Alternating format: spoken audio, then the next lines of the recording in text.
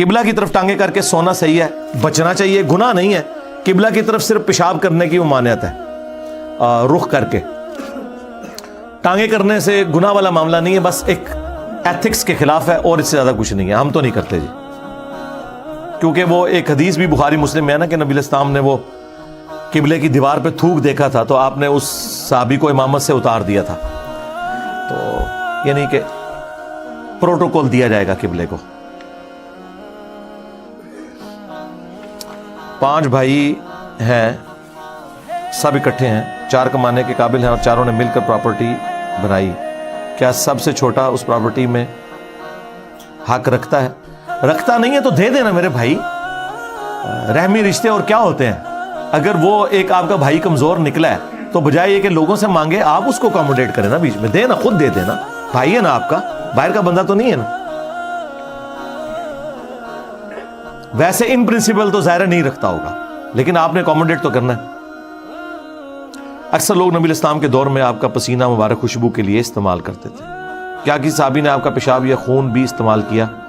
حادثاتی طور پہ 2 واقعات ہوئے تھے. اس پہ نبی علیہ السلام کا پیشاب خون مبارک, اس پہ میری آپ ویڈیو دیکھ لیں. ایک دفعہ تو وہ مجموع زوائد میں وہ روایت امام حسمی نے لی ہے المعجم الکبیر طبرانی سے, اس کی سند بالکل ٹھیک ہے شیخ زبیر اور شیخ البانی دونوں کے نزدیک, کیونکہ اس کی ایگزیکٹ سند ابو داؤد میں بھی موجود ہے. پہلا حصہ ابو داؤد میں ہے کہ نبی علیہ السلام سردیوں میں آپ نے اپنی چارپائی کے نیچے ایک لکڑی کا پیالہ رکھا ہوتا تھا, اس میں آپ پیشاب کرتے تھے تاکہ باہر نہ نکلنا پڑے. تو آپ کی ایک کوئی کنیز تھی, اس نے وہ پی لیا غلطی سے, ظاہر ہے وہ اسمیل بھی نہیں تھی اس میں, عام پیشاب تو نہیں تھا. تو نبی علیہ السلام نے جب بعد میں پوچھا تو انہوں نے کہا مجھے تو نہیں پتا تھا. تو آپ نے فرمایا کہ تم نے اپنے اور جہنم کے درمیان ایک آڑ قائم کر لی. یہ ایک واقعہ ہے, یا ایک سنن کبری البیہقی میں ملتا ہے, اس کی صحت میں اختلاف ہے. یہ پیشاب والے کی صحت میں تو کوئی اختلاف نہیں ہے کہ عبداللہ ابن زبیر کو نبی علیہ السلام نے جب حجامہ کپنگ کروائی تو ایک پیالہ دیا اور کہا کہ اسے کسی محفوظ جگہ پہ دفن کر دو. تو وہ سائڈ پہ جا کے انہوں نے پی لیا. تو بس یہ ایک واقعہ اس طرح کا ملتا ہے. باقی نبی علیہ السلام نے کبھی خود ایسا کام کروایا نہیں ہے, صرف پسینہ مبارک کی حد تک ہے. وہ بخاری مسلم میں وہ آپ نے انڈورس بھی کیا, کیونکہ جب ام سلیم وہ پسینہ جمع کر رہی تھی تو بخاری مسلم کے الفاظ ہے, آپ نے فرمایا تم نے اچھا کام کیا. انہوں نے کہا کہ میری بچی کی شادی ہے تو ہم یہ خوشبو کے لیے استعمال کرتے ہیں. جب ہم کسی بزرگ کی لکھی ہوئی کتاب کو اتھینٹک نہیں مانتے تو جن اماموں نے حدیث کی کتابیں لکھی ہیں ان کو ہم کیسے اتھینٹک مانتے ہیں؟ بھئی بزرگوں اور اماموں کا کیا لینا دینا میرے بھائی. 24 کیرٹ سونے کو آپ تانبے اور اس کے ساتھ کیوں کمپیئر کر رہے ہیں؟ بزرگوں کی کتابیں جو ہے نا وہ تو خود بزرگوں کے ماننے والے اس سے آ رہی ہیں نا. حدیث کی کتابیں سند کے ساتھ آئی ہیں میرے بھائی. ہاں, ان کے کلمی نسخے موجود ہیں, اس پہ کوئی دوسری رائے نہیں ہے.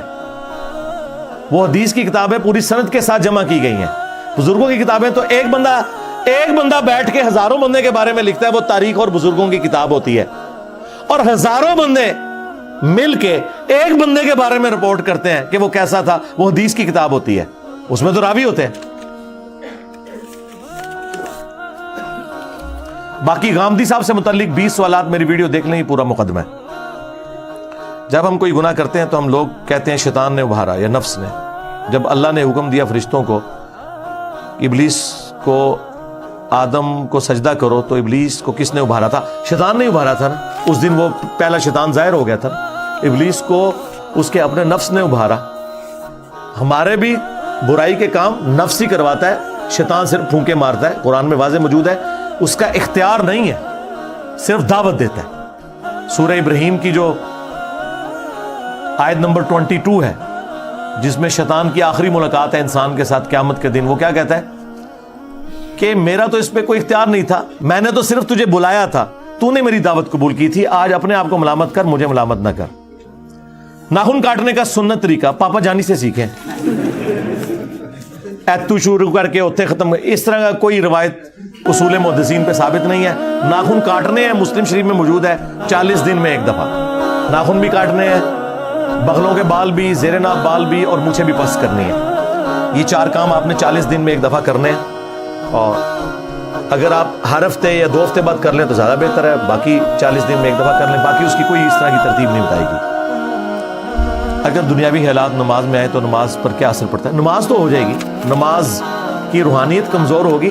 اسی لیے دیکھیں کسی حدیث کے اندر خشوع خضوع کو نماز کا حصہ قرار نہیں دیا گیا. ہمیشہ بات ہوتی ہے ظاہری اعمال کے اوپر کہ آپ نے ہر رکعت میں 1 رکوع اور 2 سجدے کرنے ہیں، ہر رکوع کے بعد قومہ کرنا ہے، 2 سجدوں کے درمیان بیٹھنا ہے، 2 رکعتوں کے بعد بیٹھنا ہے، 4 رکعتوں کے بعد بیٹھ کے پڑھ کے سلام پھیرنا ہے، سورہ فاتحہ آپ نے پڑھنی ہے. صرف ظواہر پہ بات ہوتی ہے. دنیاوی خیالات تو آئیں گے نا میرے بھائی، جب آپ ہر وقت دنیا میں ہی رہیں گے. 1:30 بجے جماعت ہے، 1:30 بجے گھر سے نکلیں گے، تیزی سے وضو کر کے آخری رکعت میں ملیں گے تو اور کیا خیال آئے گا؟ کوئی سوئچ ہے جو آن ہو جائے گا؟